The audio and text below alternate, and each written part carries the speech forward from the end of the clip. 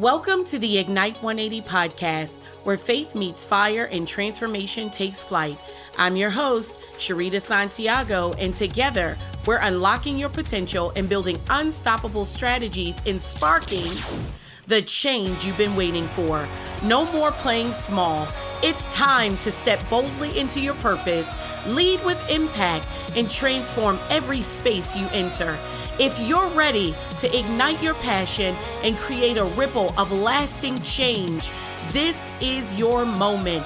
Igniter, let's ignite the world together.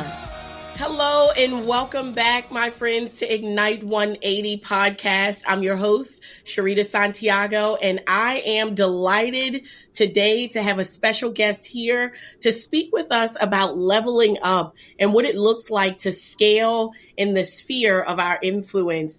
I am delighted to introduce my friend and the founder and CEO of Breaker 28, Melanie Rivera. Mel, welcome to the show. How are you? I am doing well. I'm excited to be here and to get to work with you and speak to your audience.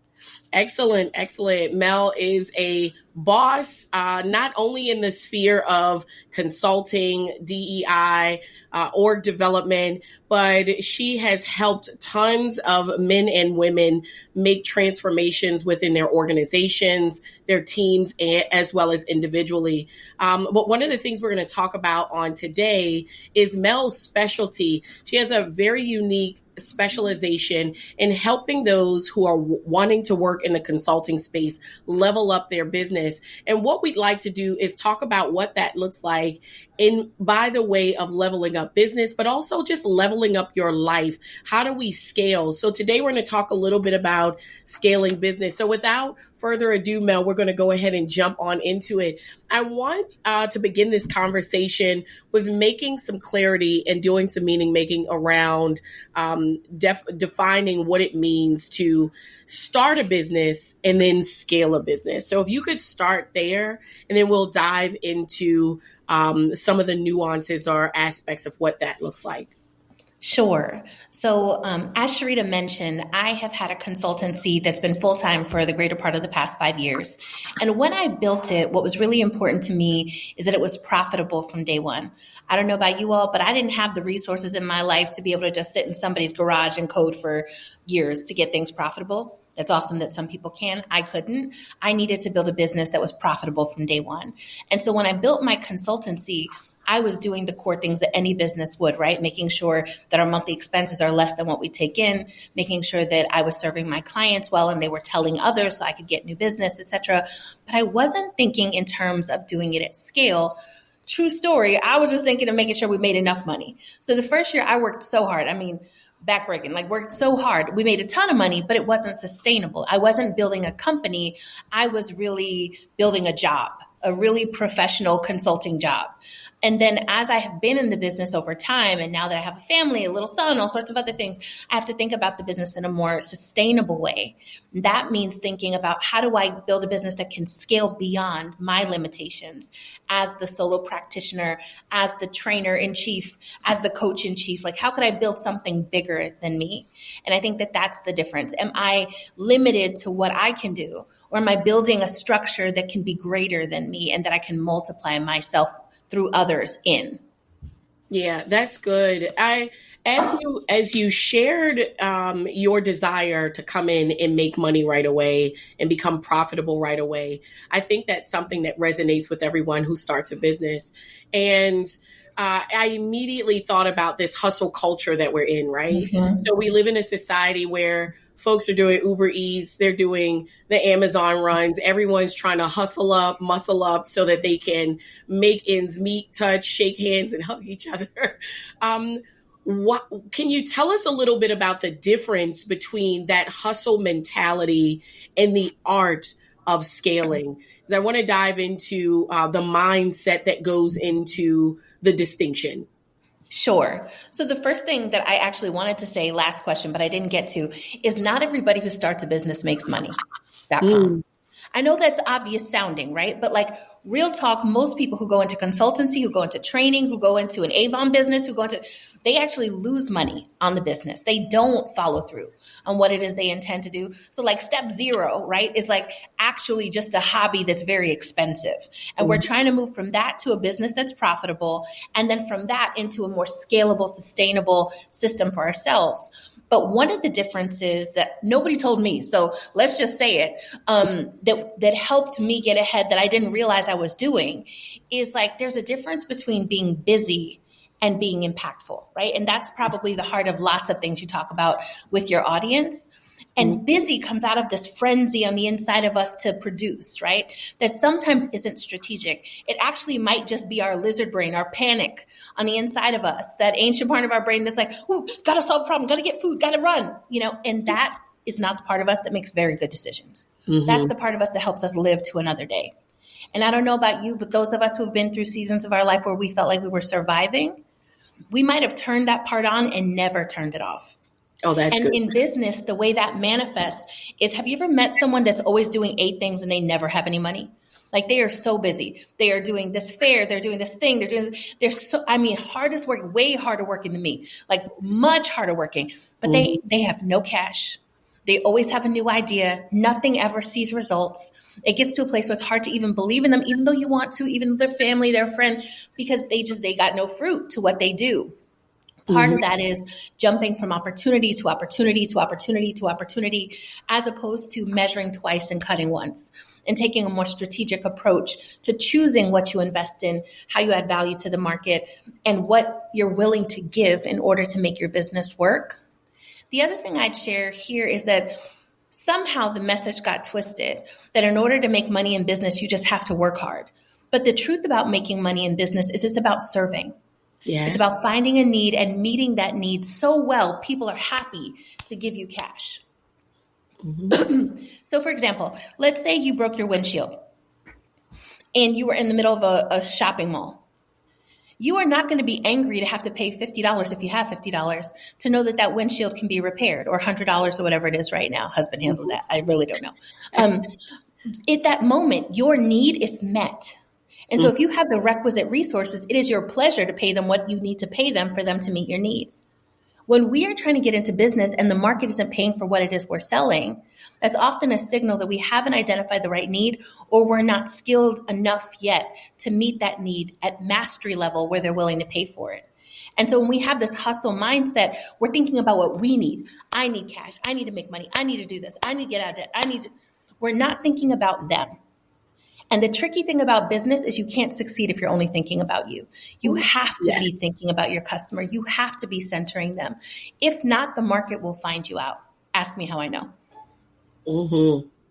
Yeah, the nuggets that you just dropped, especially the busy versus impactful. I was once very guilty of that, finding myself busying in tinkering with a whole lot of concepts and ideas that led to no place. Like they led nowhere. I'm here helping someone do something. They're helping someone.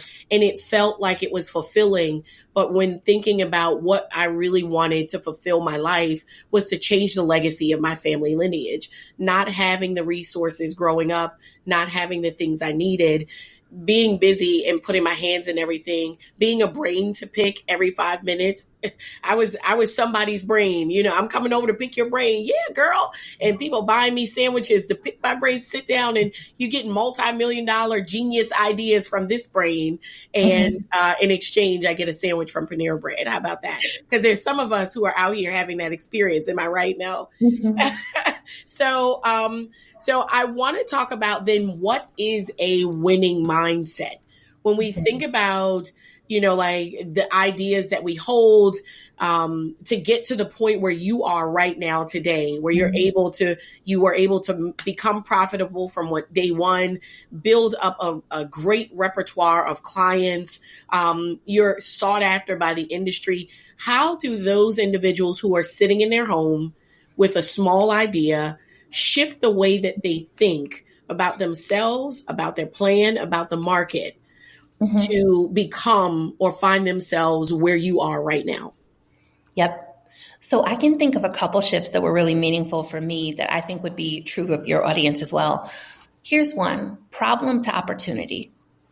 So to be a successful CEO or founder, one of the things that I noticed that's different about me than other folks who are really good at number 2 level jobs or number 3 level jobs, or maybe as managers in organizations, is when the pressure comes, what I do. So Sharita, you run your own stuff. You also run big departments and have run departments in multiple organizations. Pressure is going to come, right? Oh, yeah. Whether that's external market pressure, internal political pressure, whatever it is, it's going to come. But if you're going to be successful as a business owner that's scaling, then you're going to have bigger problems, even bigger money problems. Let me tell you, the first time I had $100,000 tax bill, Jesus, right? I didn't even know what to do with that. That's somebody's salary, right? And so the higher you go, it is a privilege to have to pay more money to the government. It is a privilege to have bigger costs of salaries and benefits and all those other things. It's part of the scaling process, right? And so when those bigger financial challenges or even market challenges emerge, what is your move? Is your move to shrink back in fear, or have you built the resilience to push in? So for example, I'm not exactly a DEI consultant. I do work in the area of DEI, but I also work in talent, organization development, and other places too. And where those rivers meet is really where we live. But our industry is changing. And so lots of consultants around me are freaking out, right? But that lights me up like a Christmas tree. I'm like, okay, what we gonna do? What new products can we offer? How can we make what we do make sense to people? How can we explain it in a different way? What other things might we pivot and do? So if you turn on when there's a problem, that's the mindset shift that's going to make you very successful as an entrepreneur and as a CEO or founder. The second shift I would invite you to make is how you think about strategic uses of your time. So I want to hold in tension 2 ideas that are absolutely true. 1, 1,000 people picking your brain for no money is a mistake. 2, sometimes doing the right thing for free for the right person opens up a door that you cannot pay for. And by that, I don't mean that I'm giving away coaching for free or doing stuff like that. But every now and then, for example, I might do a pro bono training for a particular organization I really believe in, or I might speak at a conference for free that I really believe in. Or conversely, I may charge, but I may do an additional service I don't typically provide, et cetera. And so knowing when to make those investments in people, either because you believe in them, or 2, because you think that you want to build a partnership with them and you need to sort of get to know them, they need to get to know you, or 3, just because you felt led to do it, sometimes it's the right move. The difference between what I do and what people do when they just let people rent their brain for free is I am choiceful and intentional about my decision to say yes. I'm not saying yes because I feel bad saying no. I'm saying yes because I feel led that this is the right investment of my time. And a lot of times when people are starting out, what we don't say out loud is we're not confident in what we bring. And so we're charging a little $100 an hour because we don't feel confident, not because that's actually what our skills are worth. And not because we're trying to do somebody a favor either. Let's be honest. A lot of times it's like, oh, I'm not sure what to charge, so maybe $100. But when you're choosing your niche correctly and you're confident about what you bring in that niche, you should charge what the market charges. And you probably have more confidence to do it. Often when we build too low or are offering ourselves for free, it's not generosity. It's actually insecurity. So shifting from insecurity and scarcity into generosity and strategy. That would be the second shift that I would recommend. Oh, Mel, that was good. I absolutely agree with you in thinking about ways to utilize your time in making strategic decision making and looking at problem solving. I took a workshop with Mel because I believe in what it is that she offers, especially in her sphere of influence. I did one of her coaching trainings and it was on scaling. To find your level of comfortability, I want you to talk about the thing that prevents us from being able to own the gift that would give us the ability to scale. Does that make sense? Yes. Permission to be a little spicy on this one. Be as spicy as you need to be. Okay.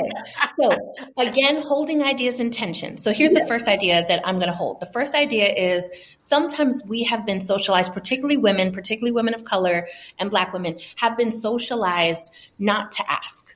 not to insist, not to push for what it is that we need or advocate for ourselves. There's actually data that says that women can advocate much better for somebody else than they tend to advocate for themselves. So it's almost like the best way to get a raise is to imagine you're advocating for somebody else, because we've been socialized not to ask for ourselves, some of us, right? And then some of us grow up in families like mine that are matriarchal, where grandma runs it, and you're like, oh, what, raises are a problem? What's that? So I didn't have that particular problem. But then the second thing, and this is the thing that's a little spicy to say, but I'm going to say it, is sometimes we call ourselves experts at things we're not experts in. Or sometimes, let's say, this is a great example. I was doing a session around scaling a business, a consulting business, with someone who had been a leader in an organization, but had never done coaching before. And so even though they had great leadership credentials, they didn't have credentials as an executive coach. But rather than say, you know what, I'm a budding coach, let me start in a place where I have expertise, which is advising on leadership issues, they instead tried to just parlay into coaching, and then were having trouble setting a competitive rate because they didn't feel confident. So sometimes imposter syndrome is a thing. Sometimes you're telling the truth. You don't know it yet. And in that case, I would invite you to start with something you know and that you can do at mastery, and then give yourself the space to expand into those skills that you're developing. So for example, if you're finding that you don't feel confident charging the $200 an hour you would need to charge to make your business work, then is there an area you do know that you could charge $200 an hour and you would feel confident in? Specifically, senior directors and above, I'm talking to you. So like maybe you wouldn't feel confident charging that for strategic planning work because you haven't done a lot of that. Right. But if we're advising on the implications of policy on nonprofits in the era of the new admin, maybe that's a place you do feel quite confident. In that case, let's start there, friend. Let's not try to convince ourselves and will ourselves to charge our worth, because your worth might be $100 an hour at this point. You might not have proven, And so the spicy thing is, I'm not inviting you to charge more than you actually can prove. I'm inviting you to start a business in the area where you already have receipts. And if you don't have receipts, don't start the business yet. Go get them and come back. Yeah, I remember the first time I went out with you and I heard someone quote a scripture from 2 Kings about what you have in your hands. And I remember starting just at that place. Like, I do training and development. I'll start here and I'll figure out what works for me. And, as the saying goes, everything is figure outable, right?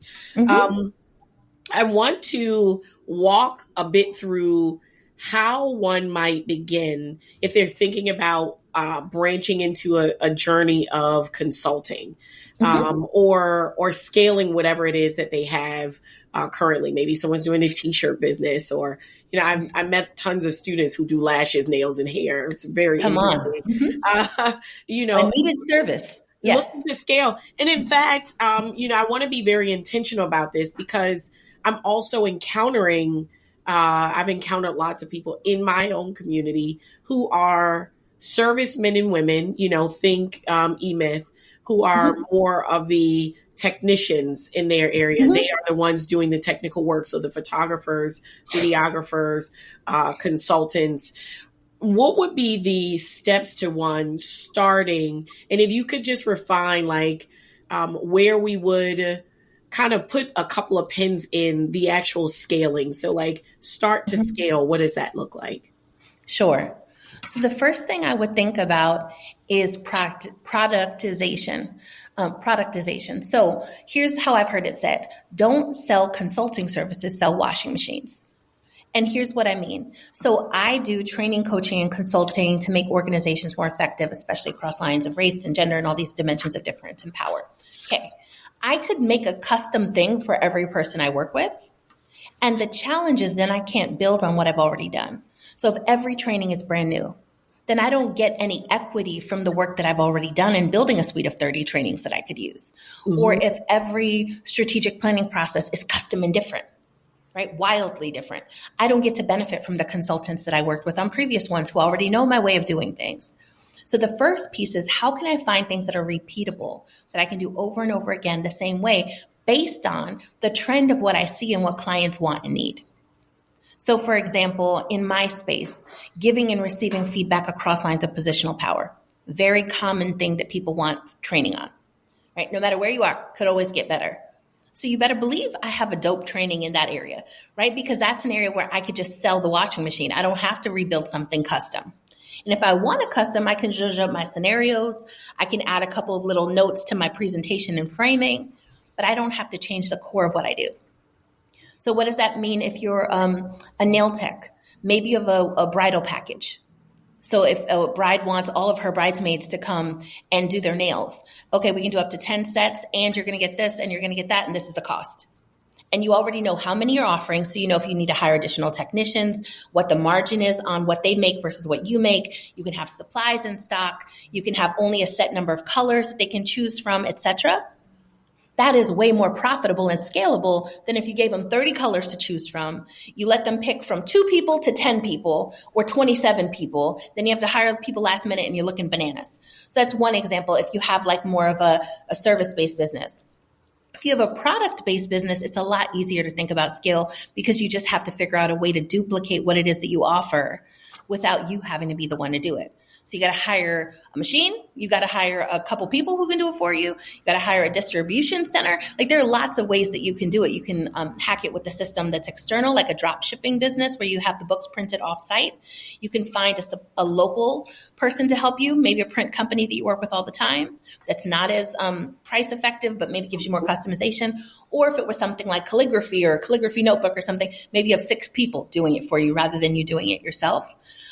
So it's a lot easier to think there. In both those cases, though, the big shift for you as an entrepreneur is to stop getting joy out of the work itself and start getting joy out of the systems you're building around that work. And that is really hard. That's a hard shift to make, right?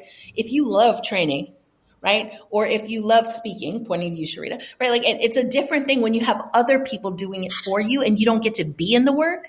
Yes. And you don't get to get the satisfaction from the praise of people in the work. It's a shift in your mind to being the owner of the business rather than the doer in the business. Yeah. Yeah, we want to be owners. The listeners want to be owners, at least having a level of ownership in their lives, giving them the capacity to live the kind of life that they were meant to live. So absolutely agree. Are there any... if you had to think about like non-negotiable essential habits that you needed as a leader in your space, something that if you look back at the inception of starting Breaker 28 to where you are right now, what are non-negotiable skills, habits that you needed to have in place? So maybe you could talk about the habits and the skill sets. Yeah, sure. So habits, looking at the data of my business, and that's qualitative and quantitative. Are clients coming back? Are they happy? Do I actually read the surveys that come in? And do I take notes from them and change for the future? Like looking at the money that's coming in, looking at the money per hour spent. Is it profitable for me, or am I just working myself into the ground for peanuts? Having a willingness to confront the brutal facts of my business, I guess, would be the first thing. The second thing that I would think about is having an improvement orientation. So as CEO or founder, you are the improver in chief. Your business only improves at the rate that you do. And so if you're still doing things the lame way you did them year one, right? If you're still being raggedy, as some might say, right? Like then your business results will be raggedy. That's how it's going to work. If you want those business results to improve, guess who improves first? Yep. So for example, if my time management sucks, then I'm going to be less efficient, then I'm going to get less work done for clients, then I'm going to ship less, then I'm going to make less money, then I'm going to make less sales calls, but if my time management improves, all of those other metrics improve. Yes. And so the hardest thing about leading a business to scale is you're leading yourself differently and requiring different things and raising your standards for how you show up. And there's no one to hold you accountable to that, except maybe the data from your business. And that's tricky. Yeah. Oh, that's good. Your behavior, your lifestyle has to become central to the work that you essentially do. I love that. Can I throw one more thing in? Yes. Yep. Personal accountability. So I have noticed that as I have raised my level of personal accountability, my business results have increased. Mm-hmm. So there were seasons where I personally, just even owning a business, was less accountable to myself and to the things that I committed to do. I'm not saying like I was like rough and not doing what I said at all, but I was less than my best. And guess where that showed up? in the bank receipts, friend. And so as I have increased my standards and my level of personal accountability, doing what I say, being consistent, maximizing my time, being more focused and intentional, delegating better, like all those things that I as a business leader need to be accountable to do, then I have seen better outcomes. The challenge with personal accountability is many of us who've had a job have learned to only be accountable when somebody's watching. Yep. Sometimes not even when somebody's watching, if we're being honest, right? And so what does it look like when your standard of accountability improves? Not because you're trying to not get in trouble or to get a reward, but because your willingness to keep your word is its own reward. Mm-hmm. That's what I'm leaning into in this season. And I'm seeing results increase in my business as my integrity, my personal integrity is improving. Excellent. Excellent. So our current president gave executive orders. We heard what is coming down the pike. There are lots of changes in government, changes in the systems that we talked about, in the way that human beings will be seen and experienced as they are signing up for employment, and a number of things. It could be a terrible thing. It could be a great thing. We don't know until it all happens, right? But with that said, and what we've heard, what lens, perspective, or way should someone view what we might experience? And not to make this political, but we're going to experience these changes in the next 4 years that will have significant impact on business in the way we do business. Can you speak to what might be a strategic approach in looking at problem solving? Yes. So firstly, from a mindset perspective, a proverb that guides my life is show me a man who's skillful and diligent. They will stand before kings. Right. And so, there's a little more to it, but the headline is, you know what is above any rule? Your ability to be amazing, your ability to be the best that ever done it. Like to the degree you are the GOAT, you are Michael Jordan himself. Yes. I was going to say Jackson. The GOAT also, different GOAT, right? But like to the extent that you are the GOAT in your space, to the extent you can, with your context, with your resources, with all that stuff, like people will remember you and you will find a way to get work. I think what this is going to be is it's going to be a killer for mediocre people. But what we have is the ability to tap into distinction. And so for me, that's why I don't freak out about this. There are lots of people around me freaking out, and I'm not saying that it will not have real impact. What I'm saying is that 1,000 people might have that impact. It ain't going to come near me, because I will grow and I will improve and I will pivot and I will solve the problem and I will keep working until we break through. And so I invite you to that sort of a resilient mindset. For 1,000 people that fail in this season, there will be 500 that succeed. Are you that 500? Like, because I am. And I'm going to choose to be on the side of the people that push through, not on the side of folks who drown. And that's why communities like the ones you're building are so important, because sometimes you need examples to show you what's possible. So from a mindset perspective, first, I ain't sinking. I don't care what happens. We're going to figure this thing out. That's the first piece. The second piece I would wonder about is, how do you imagine the needs that will emerge as a result of some things that are changing? So I love the advice that I once heard, in a gold rush, sell shovels. Like, don't actually try to sell the gold mine, try to find the gold yourself, try to find the shovels, find the thing that people are going to need to do the thing they want to do. So I invite you all to futurism. Given the changes that you foresee, where are the needs going to be in 5 years? Could you find a way to pivot so that you're serving those needs and selling shovels? Not a major shift, but even a tweak that would get you more in the vein of where people's needs will be. But again, that means you have to stop focusing on yourself and what you need and start focusing on what people need.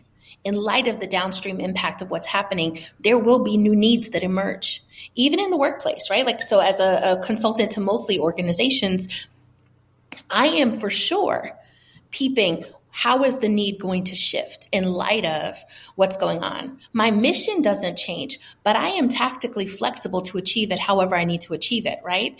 And so I just invite you all to think about looking to the future and finding the next wave, as opposed to freaking out about the wave that just hit us. Oh, that's good. And that's so good that I think, yes, we're talking about business, but I believe what you just shared right now can be applied to church. It can be applied to community organizations, families in their homes, really taking a look within and figuring out how to become more fluid in this particular season. That was some really great advice. So what I'd like to do now, we're going to make a transition, and I want you to highlight your stuff. Tell us about your programs, where our listeners can find you. Tell us about your handles. Drop your jewels right here so that those who are listening in on this podcast know how to reach you. Absolutely. So the best place to reach me is at our website, breaker28.com. That's my consultancy website. But we also have a feature that is available now, Profit from Day One, which is the portion of our business meant to give back to future consultants. So I didn't have, all the insights that I have now on day one. And so the intent is to prevent some of the head bumps that I got, that I bet you got, Sharita. I bet that others have gotten as well along the way, by showing our cards up front. How do you build a consultancy profitable from day one? That's just a fraction of what I do, though. Most of what I do is lead a business that does coaching, training, and consulting to nonprofits and mission-driven businesses. So breaker28.com is the best way to reach me. I'm also on LinkedIn and very friendly. So if you want to find my profile, I think it's LinkedIn/in/Melanie S. Rivera. And those are the two places where you'll get most of my thought leadership. Excellent. Excellent. Well, Mel, you first of all dropped jewels on us today. I want to say thank you so much for coming and sharing with us. We'll post information about your organization on our website as well at ignite180.co. And do you have any final words that you want to leave us with before signing off on today? Yeah, I would invite you into a season of belief, right? Of proving what's possible rather than being limited by what it is that you could imagine. So scale is about moving beyond what you can see. And that requires a different kind of mindset. It isn't a 10% improvement, 10% improvement, 10% improvement mindset. It's a moonshot mindset. And so I just invite you into that place of visioning and imagining for what the world needs, for what your business needs, like not thinking in terms of these small incremental increases, although those are dope, but actually this moment of shift, of transition is a moment where we can leapfrog. And so just inviting your audience into creating space for themselves to even imagine what a leapfrog for me and my business would look like and who I would need to be in order to make that happen. Excellent. Excellent. Well, I thank you again for being our guest on today. And until next time, you guys, God bless and have an amazing day. See ya. Thanks again. Thanks for tuning in to the Ignite 180 podcast. Be sure to visit our website at ignite180.co and join our community of bold change makers. You're here to break barriers, ignite change, and inspire others to do the same. No gatekeeping allowed. Like, subscribe, and share to help your friends tap into their potential too. Remember, you're salt and light of the earth. So this week, let your light shine and reveal God's glory through you. Until next time, stay bold, unleash your power, plan big, and spark change.